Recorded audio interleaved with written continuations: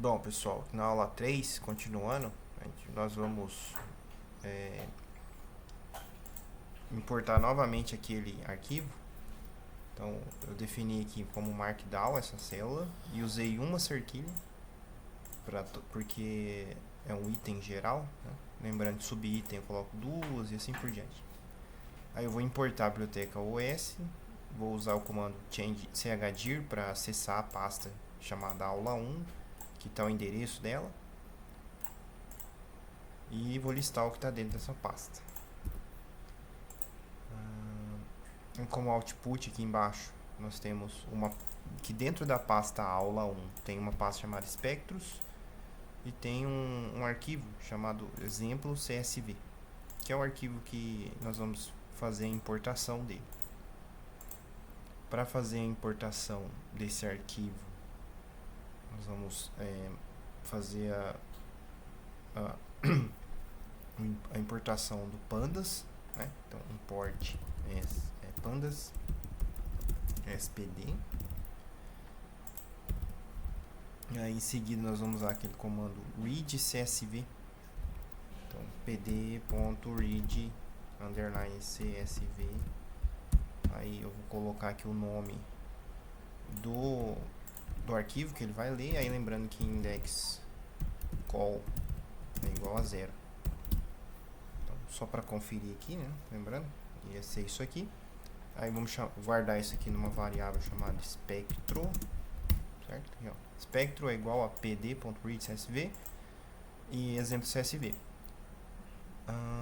Ele só vai ler o arquivo, ele vai procurar, né, o arquivo que você deu o nome aqui, ó, exemplo CSV, na pasta em que você está.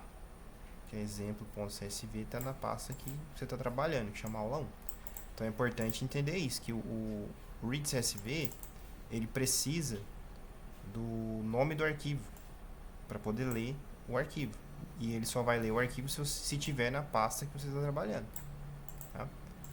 E aí precisa desse index call aqui por causa que o nosso índice ele é a primeira coluna. Tá?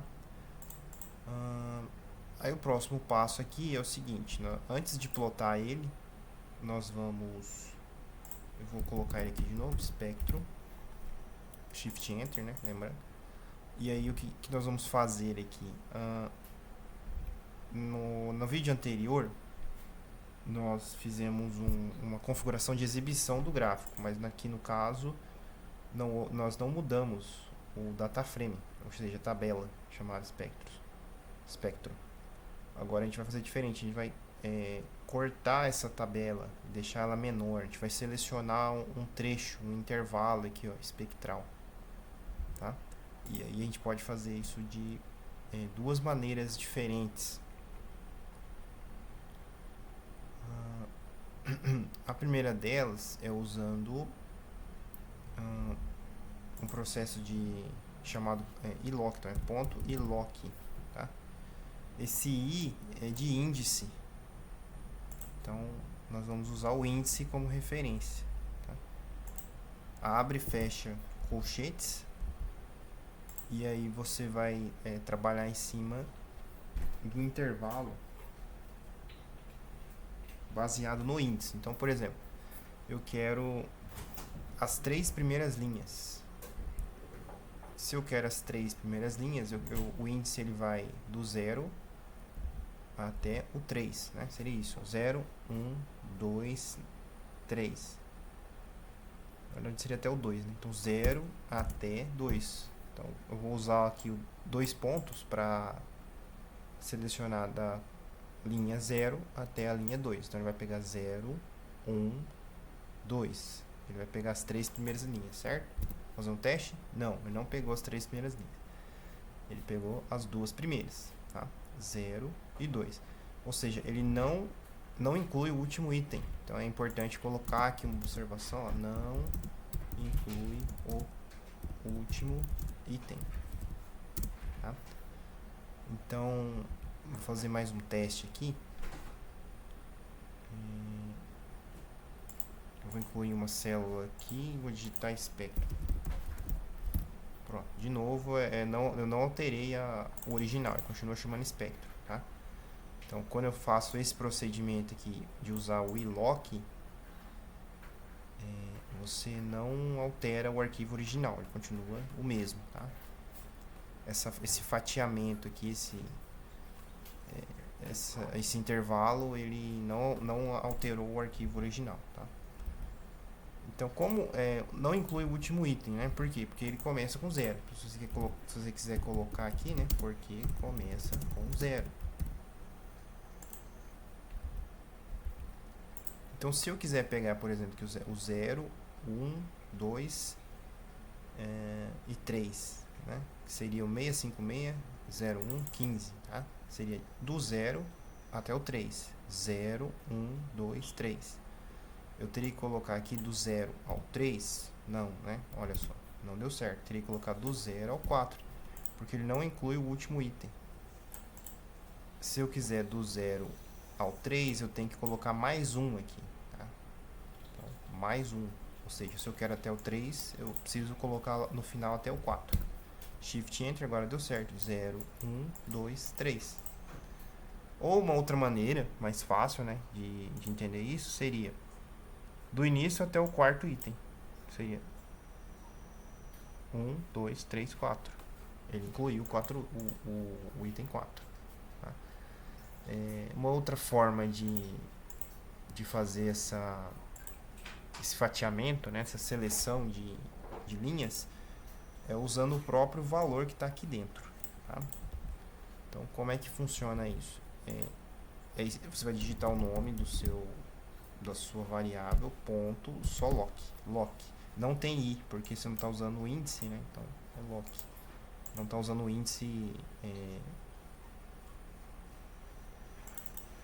o valor do índice, né? Não o valor que está aqui dentro. Então, lock, eu vou colocar aqui o seguinte, 650, eu vou voltar aqui, vou digitar espectro, né?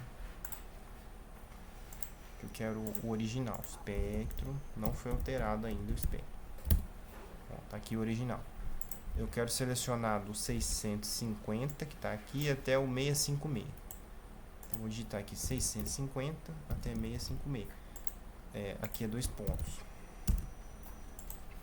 Que é normal, quando nós vamos trabalhar com intervalos diferentes, nós trabalhamos assim, com intervalos inteiros, não tem decimal. Só que o arquivo fornecido, ele tem números decimais, que é uma característica do equipamento. O equipamento gerou números decimais.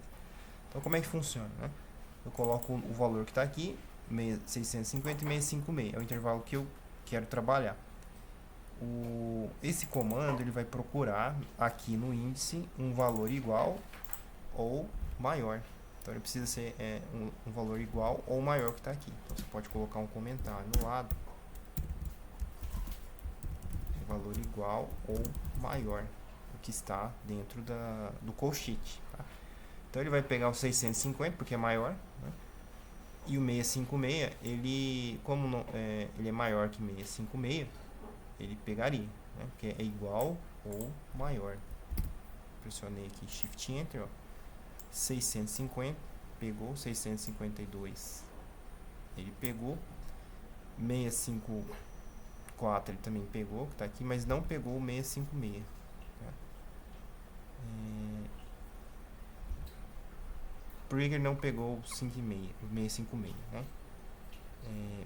Porque não tem o valor exato, né? Então ele não tem o valor igual, só que aqui no caso é menor, tá? Menor, igual ou menor.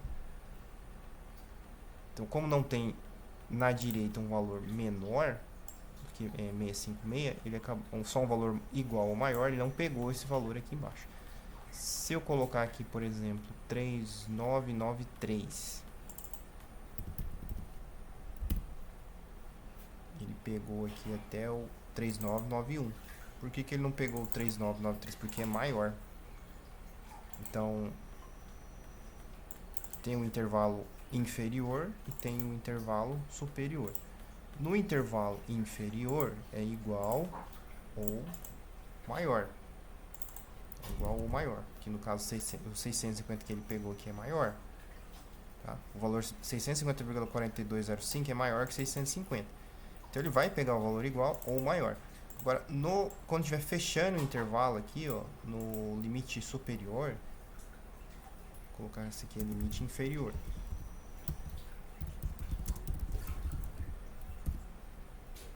Agora, no limite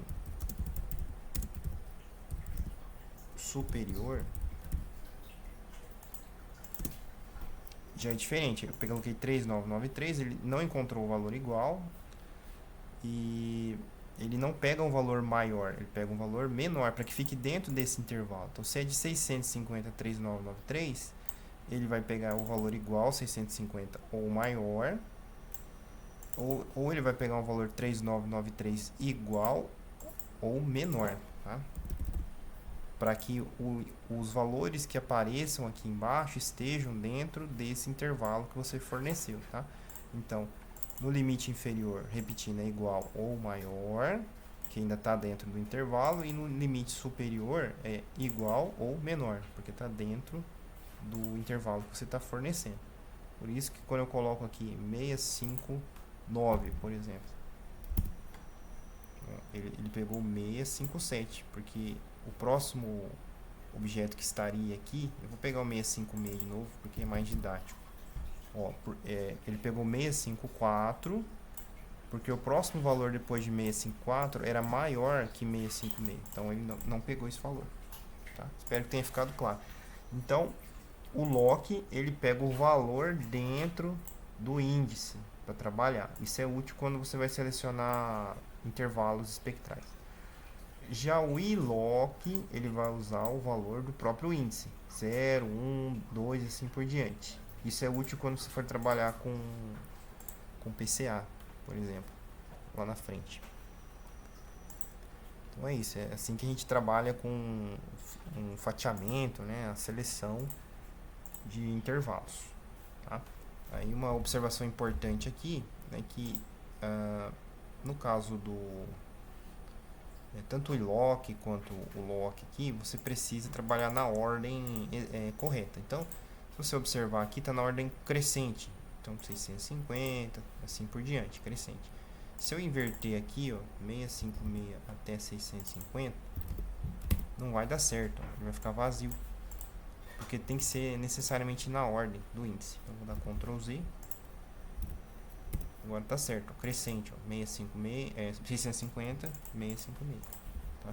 Então é uma informação importante. Se der algum erro e você fez uma seleção de intervalo, precisa checar se a ordem está correta, tá? E aí você pode, a partir dessa seleção, criar um espectro novo, né? Uma nova variável. Então eu vou chamar de espectro novo. Então já não é mais espectro, que tem todo os 1798 linhas. É um espectro diferente. Qual vai ser esse espectro? Ele vai ser o espectro velho aqui, anterior, só que dentro do intervalo novo. Então, lock, eu vou colocar aqui 800 até 1800. Tá? E aí eu vou observar a tabela para ver se está certo. Então, o espectro novo, ele é o espectro anterior, só que no intervalo de 1800 a 800, tá? E aí tá certo, ó, 800 até 1800. Como não tem esse valor exato, veio o valor anterior a ele. E como não tem esse valor de 800 também exato, veio o valor superior a ele. Aí o próximo passo, uma vez que você tem um espectro novo, você pode fazer o gráfico do espectro novo. Então PL, tem que importar, né? Import matplotlib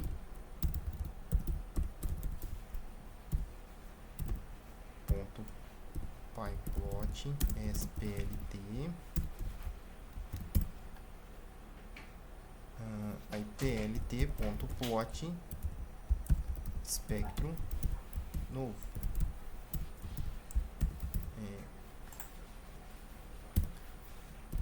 Lembrando, né? Você vai selecionar aqui de 1800 a 800, aqui é vírgula, tá? Então aqui em cima, ó, é 2 pontos, porque você está trabalhando com um intervalo. dentro de lock, tá? Que é a seleção da tabela, que é o data frame. Aqui não, você está usando vírgula, porque você está definindo quais são os valores, que são dois valores diferentes, não é um intervalo, quais são os valores de limite. E está invertido, porque lembrando que aqui embaixo ele vai inverter. E aí por último, plt.show, para não mostrar metadados, por exemplo, essa linha aqui, ó, ela não vai aparecer. E é isso. Agora, além de eu criar uma nova variável que vai só de 1800 a 800, o gráfico também ele exibe somente o intervalo dessa variável, que vai de 1800 a 800. Tá? É isso aí. Agora o próximo passo nós vamos fazer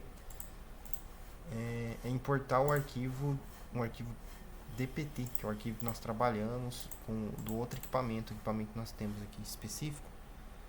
E aí nós vamos seguir um procedimento bem parecido, tá?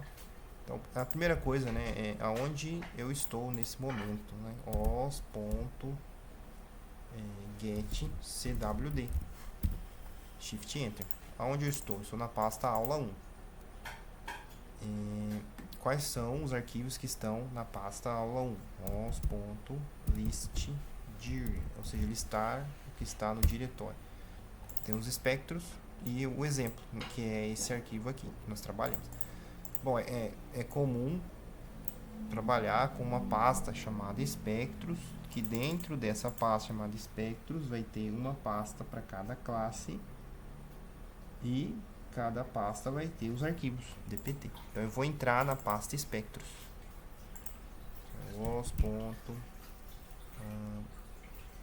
os.chdir.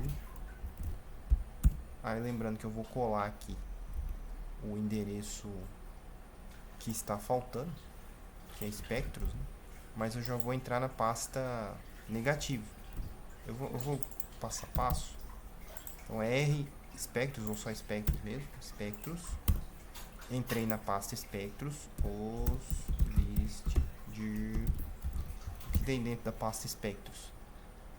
Tem aqui uma pasta chamada negativo, tem uma pasta chamada positivo. Vou entrar agora na pasta negativo. Então, os.chdir.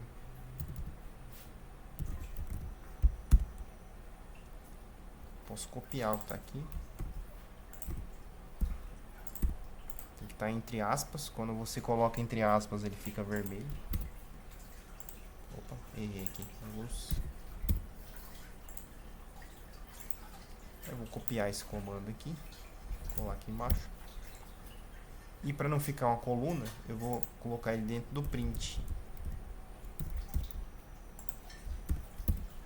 O print ele mostra o valor que está dentro da variável, que nesse caso é o olistdir, que não é uma variável, né, mas é um comando. Mas o print também mostra os valores do comando de uma maneira mais organizada. Então tem 18 arquivos e nós vamos tentar ler o primeiro, chama n01.dpt. Então, pd.read_csv, coloco o nome aqui do arquivo, copiei, colei, vírgula, index_call é igual a 0. Shift Enter. Eu não importei aqui de novo o pandas, porque como você importa ele uma vez é o suficiente. Então, vou voltar aqui, ó, eu já importei o pandas na célula 4. Não precisa importar de novo. É uma vez só. E aí, quando a gente olha aqui o que aconteceu, a gente vai perceber que ele não leu da forma correta. Ele tem 1753 linhas, né? O arquivo de linhas eu acredito que esteja correto, mas ele tem 0 colunas, ou seja, ele não leu corretamente.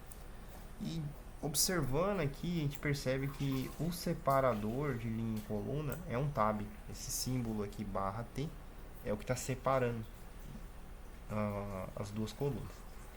Então a gente vai ter que alterar esse comando read_csv para que o separador seja o /t. Tá? E qual é o comando para separar, né? Quando você não souber, você copia o comando aqui, joga no Google. Vai aparecer a documentação do Pandas, tá? Ignora lá o IA. E aí ele vai mostrar para você quais são as configurações, ó. Então, tudo isso aqui, ó, você pode configurar entre parênteses, colocando entre parênteses. E aí ele já vem com configurações padrão. Todo comando que você abre e fecha parênteses e não coloca nada, ele está usando o padrão. Então, qual é o padrão do read CSV? Bom, se um CSV é separado por vírgula, o padrão dele é vírgula. Então, eu vou procurar aqui o separador, certo? Também aqui, ó, CEP. Então, o comando para alterar o separador é CEP, SEP. E o padrão dele, ó, default é vírgula. Então, o default dele é vírgula. Se eu for usar vírgula, não ponho nada. Mas, se não for vírgula, que é o nosso caso, aí eu vou ter que especificar o CEP. Se você procurar aqui, você vai achar o index call, que é o outro parâmetro, ou seja, configuração que nós já usamos, inclusive. Então, antes do index call aqui, eu vou colocar CEP. E qual é o valor de CEP, né? É barra T, que é o separador que está sendo usado. Vou colar aqui, vou colocar entre aspas, simples. Vamos ver se funciona. Pronto, ó, funcionou. Ele leu usando o barra T como separador, ou seja, o tab aqui como separador. Mas se conferir aqui, se você observar e conferir com o seu arquivo original, abrindo ele, usando um bloco de notas, você vai perceber que ele não tem o cabeçalho, ou seja, o header. Ele não tem. E o read CSV, ele pega a primeira linha como cabeçalho, como padrão. Então a gente vai ter que configurar aqui para ele ignorar a primeira linha, na verdade para ele ler a primeira linha como se fosse valor e não como cabeçalho. Então nós vamos precisar inserir aqui mais uma configuração, tá? Então a configuração correta aqui é header igual a none. Tem que ser none, ou seja, nenhum. Eu estou dizendo para ele, ó, eu não tenho cabeçalho. Se eu falar para ele que não tem cabeçalho, o primeiro valor que aparecer, ele vai ler como valor. Então, Shift Enter, ó, ele leu como valor a primeira linha. Tá? E agora está correto. O problema aqui é que ele definiu por padrão, né, a coluna 0 e coluna 1. O índice da coluna 0, porque ele não sabe, né, o título, coluna 0, coluna 1. Então, se você quiser inserir aqui valores para a coluna, você pode fazer isso manualmente. Para que tenha espaço na configuração, eu vou pressionar vírgula, enter. Aí eu continuo digitando na próxima linha, que não vai dar erro. Se eu não der vírgula e enter, ele vai dar erro. Vou fazer um teste aqui, ó. Eu vou só dar enter aqui, ó. E vou colocar o header para baixo. Será que ele vai ler? Não vai. Deu erro. E ele diz que é um erro de sintaxe. Ou seja, é a estrutura aqui do código. Se eu colocar uma vírgula no final, ele lê. Então eu consigo usar um código tanto em linha quanto dando enter. Mas desde que o enter seja depois da linha, da vírgula. Então cada linha aqui, ó, vai ter que ter uma vírgula para que ele funcione. Isso é útil para o código ficar mais organizado e ocupar menos espaço aqui no lado, ficar mais legível. Então eu vou voltar ele como era antes, clicar 2 vezes aqui, ó, e usar o backspace. 1, 2, espaço, selecionei de novo, com duplo clique, 1, 2, espaço. E aí eu vou colocar aqui embaixo o título que eu vou querer usar na primeira e na segunda coluna, né? Então, vírgula, enter. E aí qual é o código, né? Para colocar colunas, né? O código aqui é names. Names é igual. Se você quiser, você pode procurar aqui também.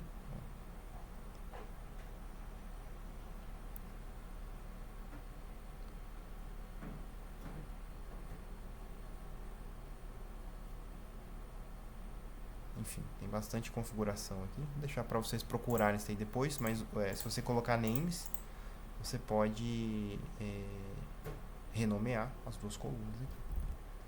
Então, qual vai ser os nomes, né? Então, abro e fecho colchetes, porque vai ser dois nomes para a coluna 1 e 2. O nome da coluna, da primeira coluna, que nós usamos aqui em cima é wave number. Copiei, colei aqui, tem que estar entre aspas, vírgula. Eu vou usar o mesmo tá aqui, que está intensidade.